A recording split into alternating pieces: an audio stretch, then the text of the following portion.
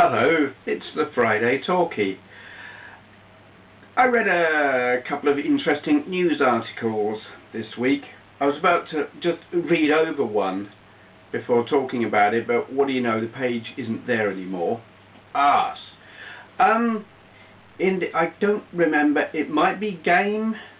Some UK retailer is having discussions, or wants to have discussions with the gaming industry, major players in the gaming industry, with regard to the sharing of profits on the sale of second-hand games. Apparently things like product key codes, activation codes and blah blah, the kind of thing you get with Battlefield 3, are harming sales, as are sky-high prices for new games.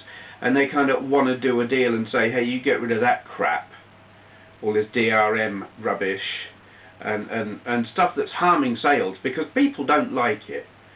It might be good for the publisher. It's great for the publisher. They get to control their stuff, you know, how it's sold, who sells it, who can make money from it, all this. They just want control of everything, and that's great for the publishers, but it's crap for the consumers, and it doesn't affect the people who use pirate software at all, because all that crap's been ripped out anyway. So all they're harming is the legitimate purchaser, like you and me. Yeah, and retailers are like, okay, we don't like this, it's harming our sales. Whereas the gaming industry says, well, second-hand sales, we get nothing from that, you're hurting us. So I wish I could remember who it was. I think it's Game, but I may be wrong. But it doesn't really matter who it is. If it becomes a trend, have said, let's do a deal, let's share the profits, we'll give you some of the profits from our second-hand sales if you'll get rid of all this crap that you're doing. I think this is a step in the right direction. Whoever it was who wrote the article that I read said, oh, only now do the retailers pay attention and want to do business. Well, yeah, I don't have a problem with that. Every industry in the world has a second-hand market. Imagine if you weren't allowed to sell your car when you decide you want to buy a new one. The games industry is no different. I have no problem with there being a second-hand market. I think it's really... it's crappy of the games industry to try so hard to stop the second-hand market. Things like the codes for using online features, I actually can understand that a bit, because it is costing these companies money to run the servers. I don't like it, but I understand it. But some of the stuff, like you can only run this on whatever, 2 computers. No, don't like that at all. But yeah, I see this as a step in the right direction. Sharing second-hand sales, I don't actually think they should have to, but if it gets rid of all this silliness, good. It's good for us, it's good for the end user, and that can only be a positive thing. What are your thoughts? Yes, okay, moving on. Bethesda. I'm talking about the modern stuff at the moment, which is, I suppose I do talk about modern stuff a bit, but this is something that's been irking me for a while. Skyrim. I've watched the videos, I've read the reviews, I want that game. Problem being, I have a PS3, and you probably know that Skyrim on the PS3 is basically fucked. They screwed it up. Once you've been playing for about 60 hours, your save file gets so big it breaks the game. You know, you get major serious lag, slow down, frame rate of about 1 per hour if you're lucky. Unplayable after a period of time. And Bethesda have finally said, okay, they've fixed it. They're putting out a patch and it will all work. It's only been 2 bloody months.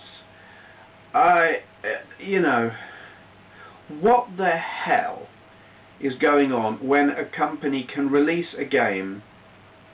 Now, the PS3 is not new. It's been around for years. 5 years? How many? I don't know, a few. They can't say they didn't know how it worked. they've had long enough. They've released games on it before. They should not ever have released it in the state it was in. And then to take 2 months to fix it. They sure as hell better not be like jumping up and down and saying, aren't we clever, because by God, I think it's disgusting to take that long to fix something, to release something so broken, take people's money, and then release a patch that just broke more stuff. I mean, backwards flying dragons, for God's sake. No, not impressed at all. I haven't bought Skyrim. I want to say I'm never going to buy another Bethesda game, but it's just not true, because I want Skyrim. Yeah, it just really, really pisses me off. And it's like with every generation of console that comes out now, it gets worse. Business practices, the state they will release stuff in, and the bloody digital rights management, all the bullshit just seems to get worse. What a great reason to be into retro gaming, eh? So, is this my main topic? I'm not sure, don't know. It's a topic. Something that struck me earlier in the week. What video was it? Yes, it was the video where I did International Karate Advance on the Game Boy Advance. I got really grumpy because I had done it on the Game Boy Advance, because I had very little time. I hadn't got any of the systems set up that I was gonna do videos for, and I didn't have the time to be setting up videos. I had like, I don't know, 10 minutes to do a quick video. And I said in the video, you know, I'm doing this just because I haven't got time. And then, all with perfectly good intentions, people said, oh, have you heard about the Game Boy Player? Why don't you use the Game Boy Player? You should get the Game Boy Player. It would be easy, you'd get better picture quality, blah blah. And I have to confess, I got really bloody grumpy about that, because I was like, for Christ's sake, I said I'm doing this because I haven't got the time. It's just quick, here's the camera, here's the Game Boy, record, play. And I really quite got the arse. I didn't lay into anyone in comments. I left one grumpy comment on Twitter. And it got me thinking about the whole,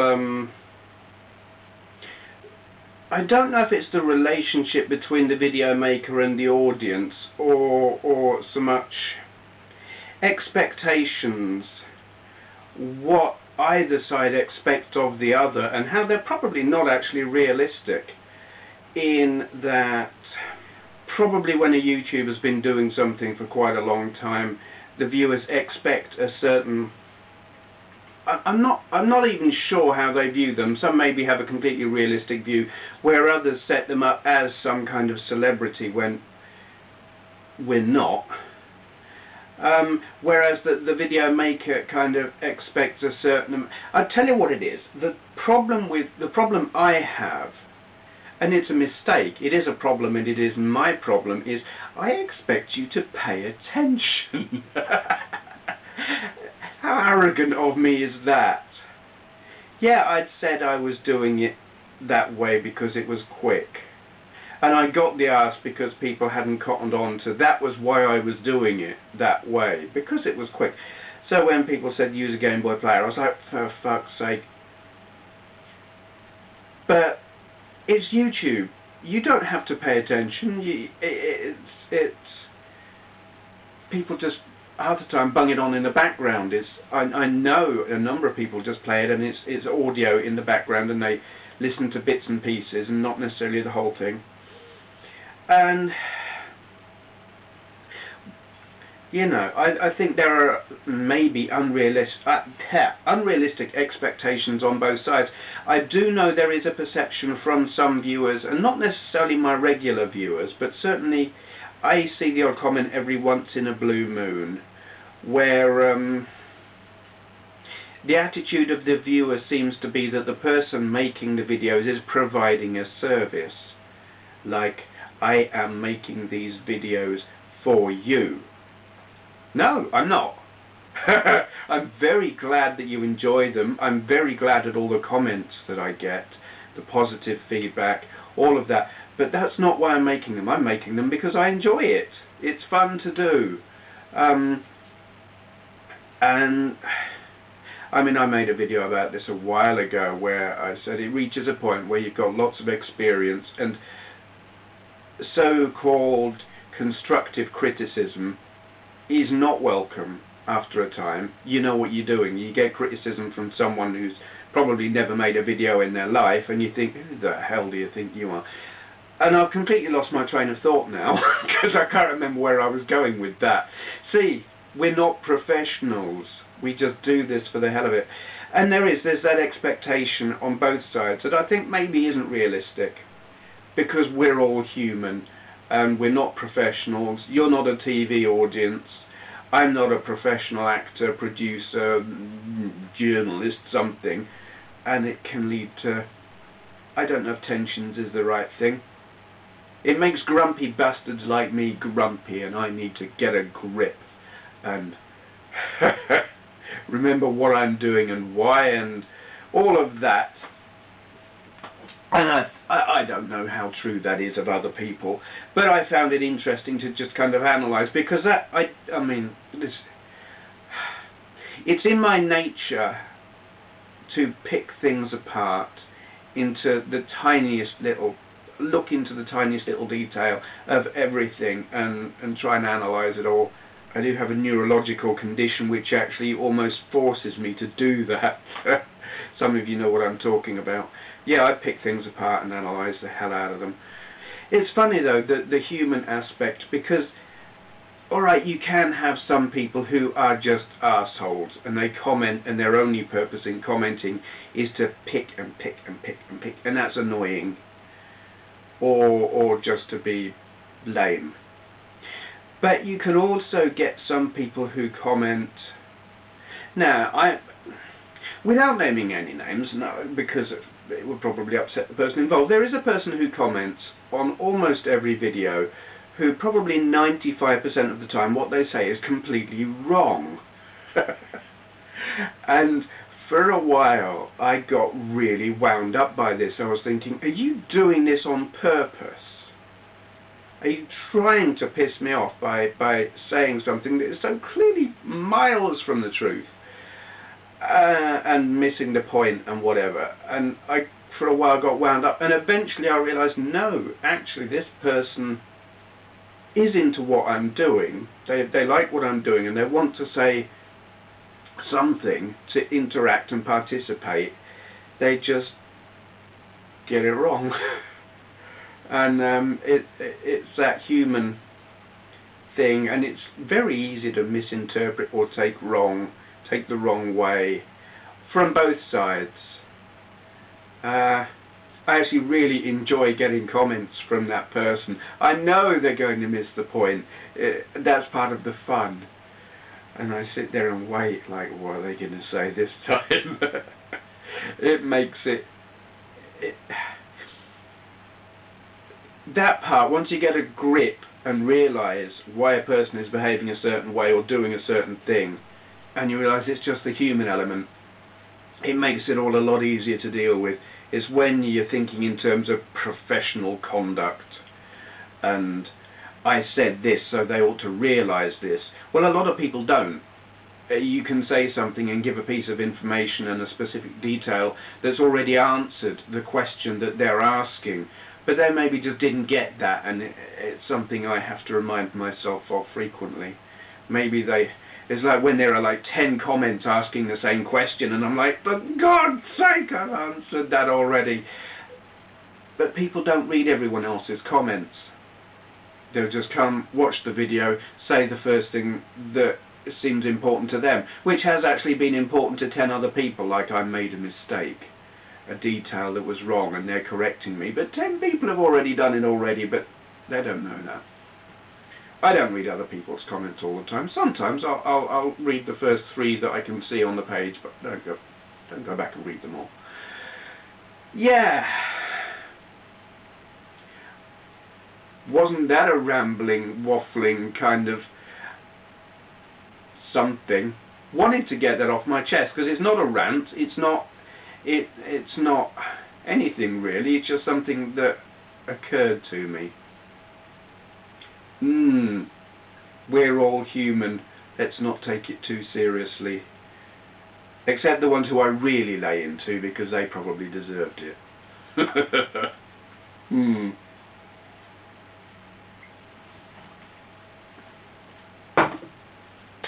Okay, shout out time. I'm trying to decide who I'm going to shout out. I've got several in mind and not time to do them all. Alright, turning the camera around and then I'll decide. It had occurred to me recently just how rarely I find myself shouting out female YouTubers, female gaming YouTubers, and I kind of pondered that and decided, no, I really don't have a problem with female gamers. I don't. I just don't find very many on YouTube that are playing or talking about the kind of games that interest me. There are certainly quite a few female gamers and retro gamers on YouTube, and they do a very good job and are very popular, and some of them I watch and some of them I don't. What I find, speaking for myself, the kind of games they play very often, not always, quite often, just don't interest me. I could so get myself into trouble stereotyping and generalizing and making sweeping statements, because I know they don't all play the same thing.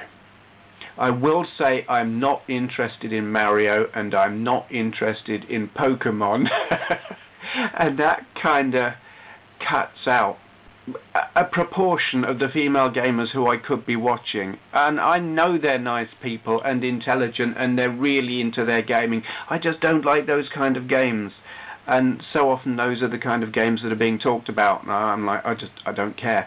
But there are a couple that I watch that do play the kind of stuff that I like and talk about it in a way that I find interesting, and this is one of them. Foxy Roxy 999, the gamer girl. I can't actually remember how I came across her. I think it was through Twitter. She followed me, I went, took a look at hers and found her channel here and have been watching ever since. The kind of games she... yeah, let's just lose that focus. Her most recent video, which is like 15 hours ago, the trial of the Modern Warfare 3 chicken, where it's funny, she has a sense of humour.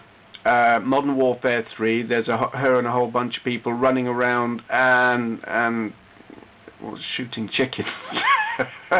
It's weird, and you know, there are clips how not to play video games. It's just full of weird, it's actually the kind of thing I find myself doing when I'm playing a big sprawling game, sandbox game. You just do silly things just to see if you can, or because it looks funny. And you know, she talks about gaming and talks about stuff in general. A lot of it, I mean, there's a comedy element here. My Dream Guy is definitely not to be taken overly seriously. She's got this sense of humour that is quite dry. I suspect one or two people might miss that it's actually meant to, you know, it is comedy. She's being funny. For God's sake, don't take everything she says seriously, because you'd be making a mistake and missing some really funny stuff. And that is what it's all about. She's into her gaming, she can play, she plays the kind of games I like. I mean, there's first-person shooters and quite hardcore gaming, but you know, what I would call, God, I'm going to get myself into trouble, proper video games. And she does it intelligently and with a lot of humour. And I like that. That's why I watch, and I thought it's about time I shouted out a female gaming YouTuber on here. So it's not retro, but it's all well worth watching. That is Foxy Rox. I assume I'm pronouncing that right, because Foxy is spelled F-O-X-E. But when you've got R-O-X-I after it, it can only really be Foxy Roxy 999, the gamer girl. Where is she at in terms of... Yeah, 457 subscribers. I could imagine her getting a whole lot more than that. Stephanie from New Jersey. Interests: killing things. You see, that is cool. Yeah, there you go. Foxy Roxy 999, the gamer girl. Highly recommended if you've got a remotely humorous kind of bone in your body. Yes. Okay, moving on. Closing comments. What can I possibly tell you? I'm going to make videos of games. It's more of the same. What I am actually doing at the moment is building up a stockpile of videos so that I can get on with other stuff like working on my website. Because doing the videos is taking up a chunk more time than I would like, and I'm not getting other stuff done as much as I would like, and answering comments is taking a lot of time as well, and there's not enough hours in the day. So I'm going to build up a stockpile. I've got a couple of MSX ones already recorded. Work through some of the discs that Stu sent me. Ninja Bear Hug, I've got a load of PS1, and I definitely want to look at the Dreamcast ones as well. Do some of them. I have got this N-Gage thing. I'm supposed to be telling you what's coming up this week, but that's getting way ahead of myself. Lots of the same, yes, I always say that. I don't know why I do this section at the end really, except I do. It's a habit. I am a creature of habit, so here it is. Okay, probably best ignore me. You probably don't watch this. You got bored by the end of it all anyway and gone away already. Hello to those of you who are still there. Thank you for staying with me. Sorry for boring you. Okay. Thank you for watching.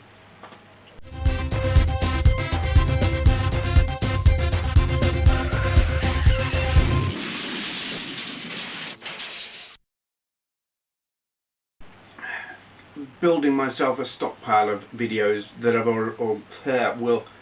I've put together a sentence. Stockpiling videos that are building up a stockpile of videos, recording a whole bunch. Hopefully I'm going to do a load this weekend so I can... What was that guy doing? There's a bloke on a ladder. Ah.